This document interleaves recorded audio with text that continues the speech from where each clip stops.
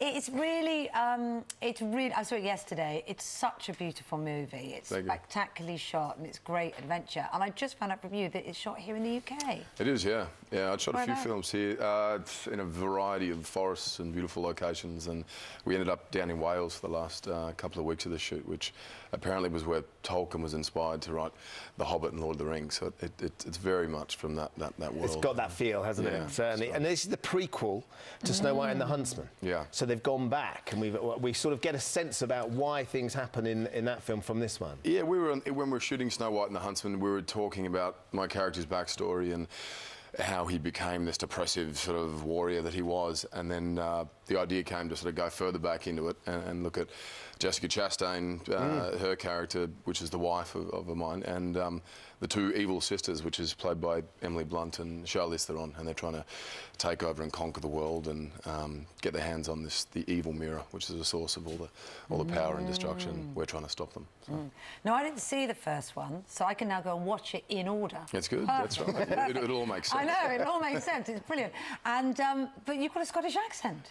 Yeah, we had in the first film, just to kind of change up where each character was from and have a sort of mythical feel, we went with a sort of Celtic vibe, and it was good fun. We decided. And the Scottish accent, though, where did you take your inspiration for that?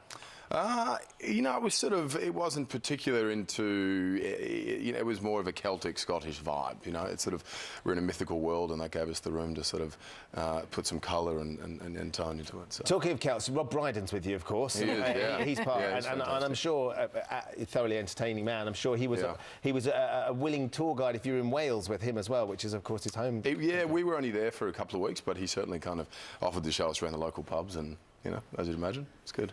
Yeah. So the whole point in this movie is that love is banned in this world that we're in, but it's also obviously very romantic because you fight back through that. And you yourself, you and your real wife, it's such a love story because you met and so quickly. Was it that moment, that love at first sight? Yeah, I guess so. And it did happen quick, and. It just felt right, it just made sense, and there was no great plan to sort of any of it, to be honest. We were on a holiday and then said, why don't we get married too? And then next minute, Was it as simple as that, Chris? Because in my experience... No, I don't think You're not Chris Hemsworth, No, I'm not. It's a lot easier for me to marry somebody in a year. But it certainly wasn't, oh, should we get married? These things tend to be a bit more planning and... Yeah, I don't know. There probably should have been some planning, but it all worked out. We honestly, we had a holiday with both our families at the same time, just randomly.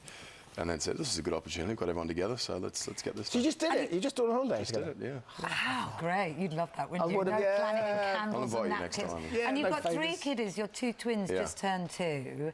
That makes life lively and I imagine keeps you quite grounded. Yeah, absolutely. It's good. It's not about you anymore, which is refreshing. And my kids are hilarious and insane and crazy, and it's good. You go from sort of press tours and work and what have you, and then straight back into reality. You're handed a child with a nappy. That usually kind of have they been given any of the Thor toys yet, though? I mean, have you got the 2 twins wandering around dragging a hammer around at any point? Yeah, we Disney will send us sort of boxes of merchandise and things after a tour, and I think my kids end up feeding it to the dog or something, missing arms and limbs and things. So. Now, you were the sexiest man alive last year. Yeah, not anymore. David not Beckham anymore. Was. How did that go down? It's just got old, I guess, and lost my touch. Wrinkly. Let yourself go a bit. Aussie sunshine. Yeah.